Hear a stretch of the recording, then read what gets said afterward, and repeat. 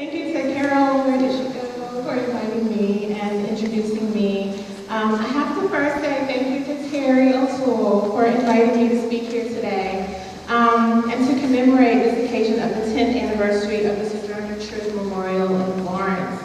I also have to thank Peter Ives, where's Peter, there he is, and Steve Streimer, yes you too, who worked along with Terry and Diane Lieber to pull this event together. I also want to thank Pastor Todd. I just met him today, and Pastor Todd's here. And thank him for opening this beautiful sanctuary to us to do what I think is really important work, and that is to take a few minutes to honor Truth and her legacy and honor the people who felt it important enough to put together a memorial in her honor. There are a host of others who contributed not only to this event, but to the last 10 years of programming that did not allow this memorial, once it was erected and opened, to fade into oblivion. And I also have to thank them. Awarding college scholarships to high school students committed to social justice and equality. And of course, I have to give thanks for those who, for almost 10 years before the statue was unveiled, demonstrated tremendous perseverance and extraordinary tenacity as the Sojourner Truth Statue Committee. But that committee was born out of the Committee for Northampton, and I have read and been told that that committee was born out of a desire to work toward eliminating racism by increasing appreciation of diversity, building community, and challenging oppression. And I hope you will join me in commending them for such a wonderful labor of love.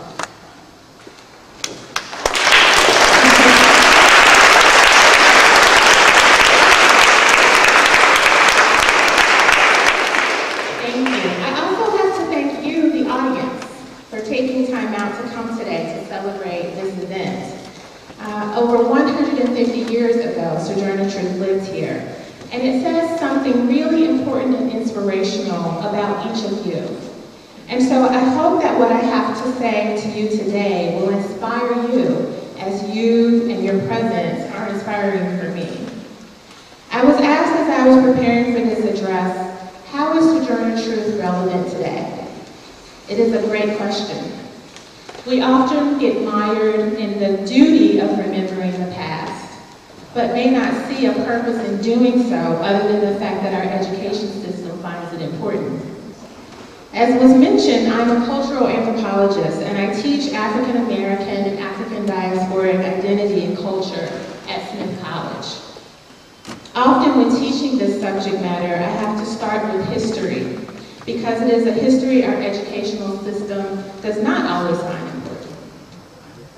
I usually start with the persistence of African American culture and its dynamic and adaptive way of being that was forged by both the culture of the people and the will of the people themselves, as well as the oppressive forces embedded in our nation's founding.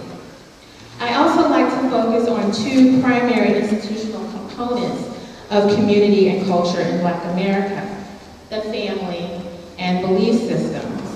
And as Carol suggested in the introduction, a lot of my work focuses on African American families. Sojourner Truth's story demonstrates them both, but it is not just her biography which presents her as a strong, activist, God-fearing mother that we must pay homage to, but what her life's history can teach us today, and as we move forward through the 21st century. In today's address, I will share the importance of Sojourner Truth's time in Northampton and the surrounding area, and how I think it relates to each of us today. I arrived in Northampton 5 years ago to take a faculty position at Smith College. When I was driven around the city with the then chair of the department, Kevin Quashie, I was trying to get a sense of this place I had never been to before. He said something that has always stuck with me. I do not remember his exact words, but I remember envisioning it vividly, and I guess it is that vision that has stuck with me. In my vision of this short conversation, we are talking about what a nice area it is. We are driving around Paradise Pond. The sun sun's rays are flickering on top of the water, and I am imagining a utopia for Black women. Really all women, and particularly single mothers from harsh inner cities who need a safe place to raise their children. It feels like a place of peace and quiet and greenery that allows ease of the mind and a way to rest in preparation for what is next.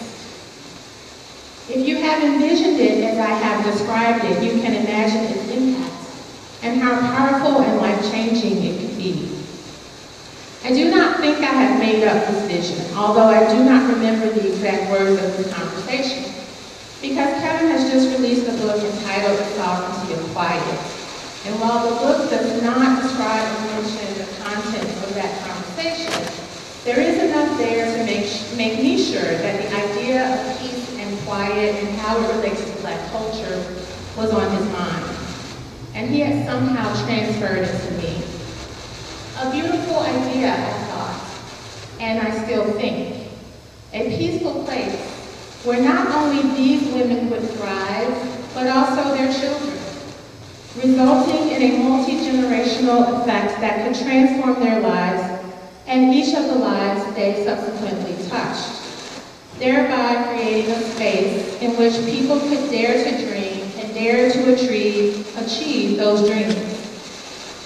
My husband has similar thoughts about where we live, a small town north of Northampton.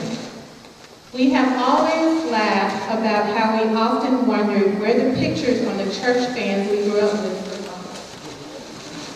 from. Anybody remember that?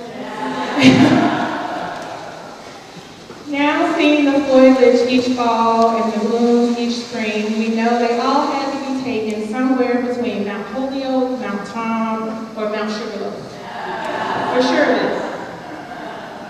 He, having grown up in Camden, New Jersey, and I, having been born in Philadelphia and grown up in Atlanta, always talk about creating safe spaces for people in Camden and other parts of the country and the world. How can we replicate this, he sometimes asks when we drive down the tree-lined street leading to our home. We have a feeling of enormous appreciation, a tinge of selfishness, acknowledged privilege, and anger welling up all at the same time. Because we have so much, and can think so freely, while we know others cannot simply by virtue of where they live. It took me a while to link this idea to Sojourner Truth in this context, in the way that she may have provided a roadmap for us all to the peaceful utopia that birthed mammoth social change. I remembered when I was in college reading about her spending time in Northampton and there meeting Frederick Douglass and William Lloyd Garrison and a host of others. But I knew nothing about Northampton, having never visited here at the time. And so I focused on the fact that all of these great people were in one place, thinking about and actively engaging in activities to eradicate racism and sexism. And I thought that was really cool. I had not thought of Sojourner Truth as the single Black mother I mentioned earlier, who had made her way from New York, led by the Holy Spirit to seek rest, refuge, and community, until a woman I met that I will call Sandra. Sandra and 4 other women led a workshop I hosted for my students as part of a course titled Black Activist Autobiography. And I have to give a little shout out to my students who are in that class right now. We read the narrative of Sojourner Truth in the biography by Nell Irvin Painter, Sojourner Truth, A Life, a Symbol, earlier in the semester, and it was after hearing Sandra's story as part of our discussion on the prison industrial complex that my vision of Paradise Pond and my knowledge of Sojourner Truth's time in Northampton came together. Sandra was a formerly incarcerated Black woman who had been arrested for a nonviolent drug charge. She told us she was a mother, and she had to leave her children with her mother when she was incarcerated. She had been involved in a writing program for incarcerated women while she was in prison, and had been trained to be a facilitator for workshops once she was released. She told us that her time in prison had saved her life, and she was in the process of starting an organization in which she hoped she could do the same for others before they got caught in the system. She said it was because through the time she spent in prison, with no distractions, she was finally able to deal with the anger that was making her make unhealthy decisions. Sandra told us she had been sexually abused as a child and again as a teenager, and the inability to access help, primarily because the violence was silenced in her poor home and community, had led her to turn her fears, confusion, and silence into anger. She confessed that it was that anger and her search for coping mechanisms that created a space for poor decisions. Of course, having a scholarly understanding of the criminal justice system, my students assured her that there should have been structures in place to first protect her from the violence, and once that had failed, assist her in healing. But the message was clear. She was a survivor of multiple forms of assault, and our system was so defunct, she was being forced to thank it for finally getting her to solid ground. Let me say that again. She was a survivor of multiple forms of assault, where no one had ever been held accountable for what they did to her. She had no way to deal with that pain, was otherwise silenced by our society, and when her human response was anger, our system's response was incarceration. Again, our system is so defunct, she was forced to thank it for finally getting her to solid ground. As I thought about Sojourner Truth here in the Pioneer Valley, creating a space of rest and simultaneous fervor, I could not help but think about this formerly incarcerated Black woman, rape survivor, mother, Sandra, whose story I also mentioned in the commemorative book, Honoring Truth, as a contemporary embodiment of our ideology of strong Black womanhood. She was standing in for other Black women and other women of color who are disproportionately poor, as well as poor white women, all of whom are silenced, although differentially, as victims, dependents, and rejects. This woman, whose entire story I do not know but have heard similar narratives before, was standing in for others in the same way that Sojourner Truth stood in over 150 years ago. When having survived the atrocities of slavery, being sold away from her parents, losing marriages not acknowledged under law, having no rights to her own children, she did not retire as Olive Gilbert thought she would after dictating her narrative. She took that work, sold it to support herself, and spoke and worked long and hard to end slavery in the South and all over the nation. She worked to gain suffrage for Black men and all women, and to seek economic reparations in the form of land grants once the enslaved won their freedom. While Sojourner Truth's time here in the Pioneer Valley was not always peaceful and quiet, as there was a lot of work to be done, first with the Northampton Association, then organizing and speaking for anti-slavery, women's rights, and class inequities, I do believe it was a time of contemplation. And similarly, Sandra, although not in the best conditions, was able to heal through the program she became a part of, that allowed her to get quiet enough that she was able to unsilence her experiences and give voice to herself and other women in similar positions. For Sandra, it took the form of writing, leading these workshops, and starting her own program for women like her. We know Sojourner Truth as one who spoke for the abolition of slavery and women's suffrage. But what is most powerful in my mind is that she spoke up for others. She was not a slave from the South who suffered the atrocities of slavery in the South. Slavery ended for her long before it did them. Yet she found commonalities and made a point of speaking for those women and men. Sojourner Truth imagined herself a Black woman, mother, itinerant preacher, entrepreneur, abolitionist, and suffragist. She traveled, bought her own home, and commissioned the production of her own narrative and portraits for profit. Most of us know Sojourner Truth for her Akron, Ohio speech commonly known as Ain't I a Woman? But few know she delivered that speech in 1851, 7 years after she arrived in Northampton, and a year after she finished her narrative, which Olive Gilbert, her ghostwriter, thought would be the beginning of her retirement. According to historian Dr. Nell Irvin Painter, Sojourner Truth's time in Northampton launched the career of anti-slavery feminism for which she is known to this day. Some say she was spurred on by the Fugitive Slave Law of 1850, which put all Black people, including freeborn and those who paid for their freedom, in danger of being sold into slavery.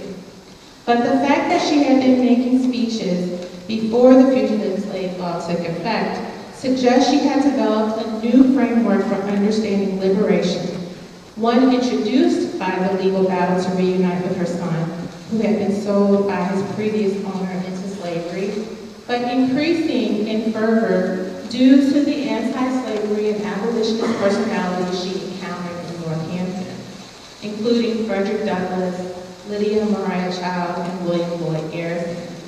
It was in the company of these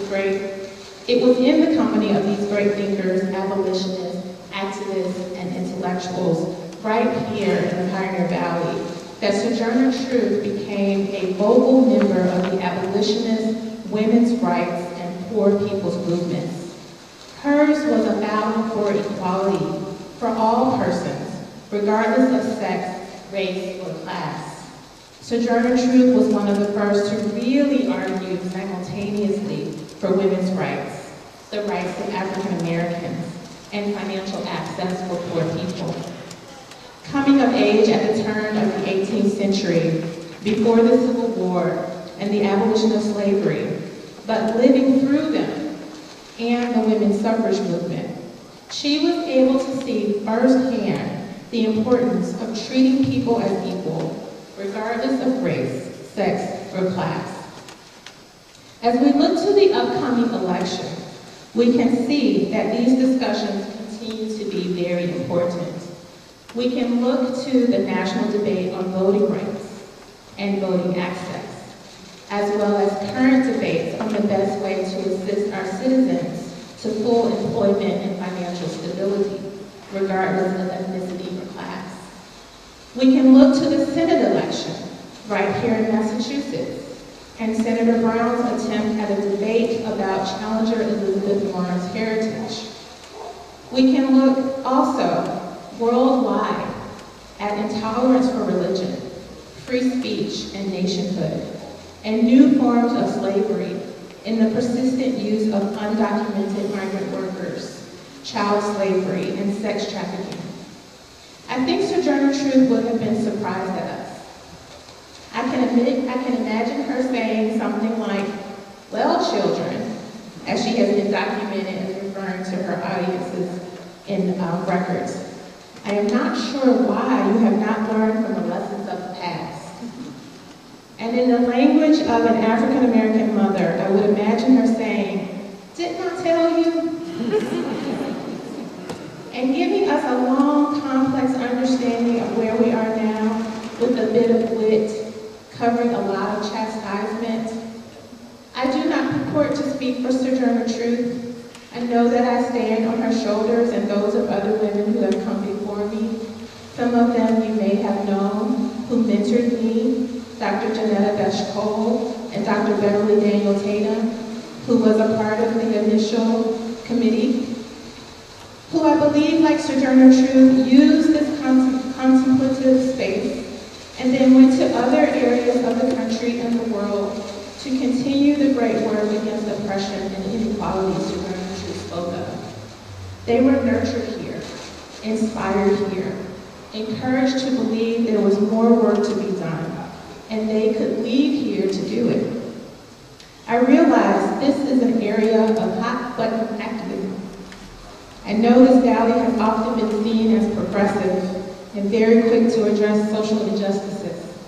In the 5 years I have been here, I have seen many protests for inequities right here, and I have seen us join together in solidarity with those outside the area to eradicate social injustices everywhere. But I want to encourage us to use this area, which I think is somehow designed for progressive contemplation and the germination of great ideas, and share it with the world. Use this space to build up, to rest, but to also develop further, and then go do something for our world. The struggles Sojourner Truth fought for are not over, not by a long shot. Her story is not just one of an individual who made great speeches in history. It is more than applicable today.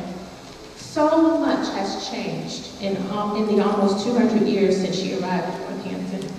But what we find today is a similar account of the way racial and gender oppression shape the everyday lived experiences of women of color and poor women.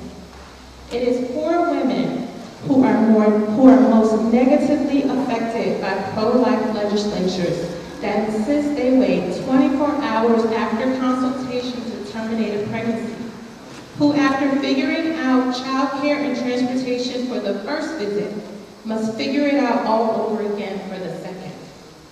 It is Black women and women of color who are bombarded with policy that tells them they are unfit mothers, somehow not worthy to be stay-at-home moms, while for women of privilege, it is their choice, right, and duty.